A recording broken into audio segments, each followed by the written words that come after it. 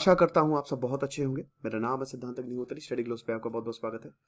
कल से वापस बैक टू स्टूडियो। आज थोड़ा सा बाहर हूं मैं, तो मलेरिया वैक्सीन की बात करेंगे। चलो, मलेरिया और डेंगू वैक्सीन एक बहुत बड़ी होप, बहुत बड़ी उम्मीद हमारे सामने आ गई है। और आपको बता दूं कि ये एक बहुत बड़ा मूवमेंट इसलिए है क्योंकि इस समय डेंगू ने बैंड बजा रखी है। मलेरिया और डेंगू दोनों के लिए देखिए, ये क्योंकि मलेरिया की अगर बात है, मुझे पता है दोनों अलग अलग है, बट स्टिल यहां पे डेंगू की भी बात होगी तो हम बात करेंगे दोनों की। फिलहाल हम बात करेंगे अपने ज्योग्राफी कोर्स की, एक ऐसा कोर्स जो आपके होश उड़ा देगा दोस्तों। लिटरली कल से क्लासेस जो है वो शुरू हो रही हैं और क्लासेस मतलब मजा आ जाएगी आपको, क्योंकि कल मंगलवार है और शाम को हमारी पहली क्लास होगी। तो अभी भी सिर्फ 300 रुपए का कोर्स है, you have to avail that. चलो आगे बढ़ते हैं। तो मलेरिया हमको पता है कि एक बहुत बड़ी पब्लिक प्रॉब्लम है, हेल्थ प्रॉब्लम्स है, ठीक है। मलेरिया से हर साल हम ये देखते हैं लगभग लगभग 6,27,000 डेथ्स होती हैं।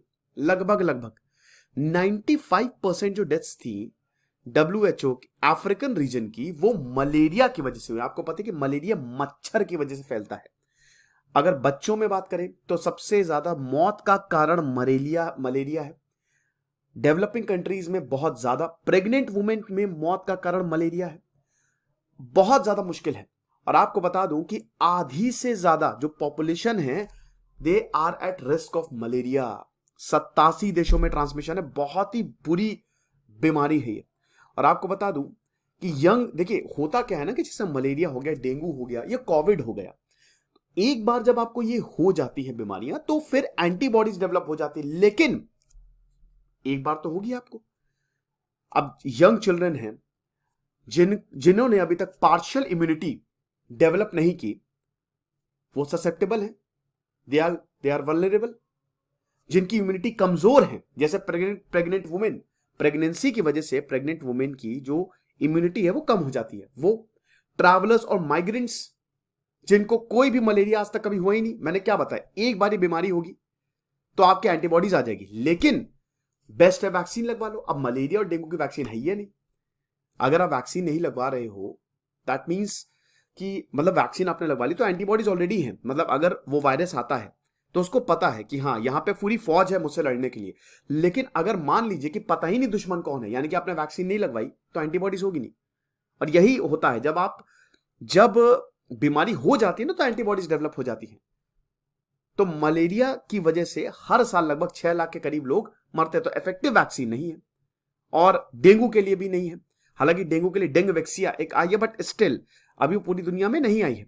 तो ये जो पैरासाइट का हाईली कॉम्प्लेक्स लाइफ साइकिल है, ठीक है, और इसीलिए प्रोटेक्टिव इम्यूनिटी काफी ज्यादा डिफरेंट। आप देख सकते हो मलेरिया मोर्टेलिटी रेट कितना ज्यादा है 2000 और 2019 के। अब आंकड़े देख सकते हो, ये परसेंटेज में दिया गया है, ठीक है, जो चिल्ड्रन है।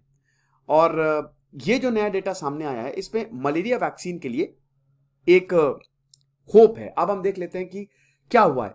सदियों से क्या, दशकों से इसकी जो इस पे रिसर्च है वैक्सीन पे, वो चल रही है। और फाइनली हम ये देखते हैं कि एक उम्मीद मिली है। WHO ने अप्रूव किया था अक्टूबर 2021 में RTS/AS01 मॉस्क्यूरिक्स। ये मैंने लेक्चर लिया था, आपको याद होगा। ये ग्लैक्सो स्मिथ क्लाइन, जो कि एक बहुत बड़ी कंपनी है, उन्होंने ये बनाई थी। और ये वैक्सीन बेसिकली बच्चों के लिए, ये एक बहुत बड़ा माइलस्टोन था। हालांकि इसकी एफिकेसी जो थी वो मॉडेस्ट थी, लेकिन सीवियर मलेरिया केसेस 30% तक घट गए थे अगर 4 डोजेस बच्चों को दे दी जाए तो यानी कि पब्लिक हेल्थ बेनिफिट्स बहुत है। मैं फिर से बता रहा हूं, इसमें जो बाद के लोग हैं, क्योंकि देखिए यंग लोगों को ये मलेरिया जो है वो ज्यादा होता है, बाद वाले बच जाते हैं, है ना। तो ये चीज है। अब आपको बता दूं कि लगभग 30 साल लगे और $700 मिलियन खर्च हुए हैं इस ब्रेक थ्रू के लिए। साइंटिफिक और लॉजिस्टिक चैलेंजेस आए, बहुत ज्यादा आए, लेकिन फाइनली हम ये देखते हैं कि अब वैक्सीन हमको मिलेगी।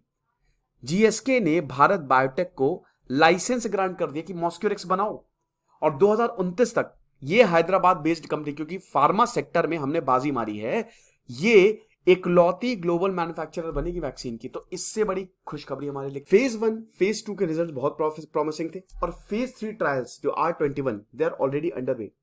और ये इसमें लगभग जो 3 साल तक के बच्चे हैं, ठीक है, उन पे ये फेज 3 ट्रायल्स जो है वो किए जा रहे हैं।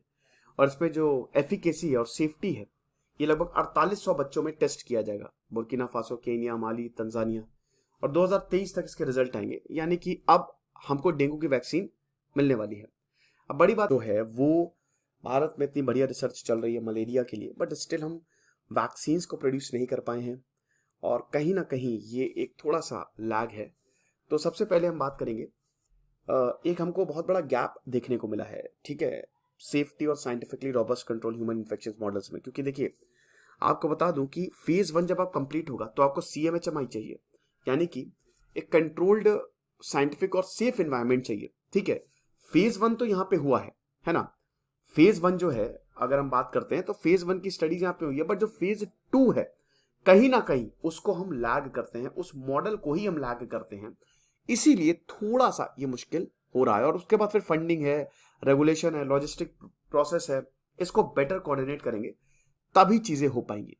हाईली सक्सेसफुल और deeply committed vaccine producing biopharma industry जो कि भारत में बहुत बड़ी है और स्ट्रॉन्ग साइंटिफिक बेस भी है, भारत डेफिनेटली आने वाले समय में लीड करेगा वैक्सीन। देखिए मैंने क्या बताया, फार्मास्यूटिकल्स में तो हमने बाजी मारी है। मलेरिया का ट्रांसमिशन साइकिल आपको पता ही है, liver cells, red blood cells, more और लेस जैसे डेंगू होता है ना, सेम वैसे ही होता है ना। और यही चीज है कि मतलब जैसे सबसे पहले तो क्या होता है कि एक फर्स्ट इन्फेक्टेड मॉस्किटो है ना। अब जो इन्फेक्टेड मॉस्किटो है उसने आपको काटा, अब जो भी मच्छर आपको काटेगा मलेरिया है उसमें भी मलेरिया फैल जाएगा।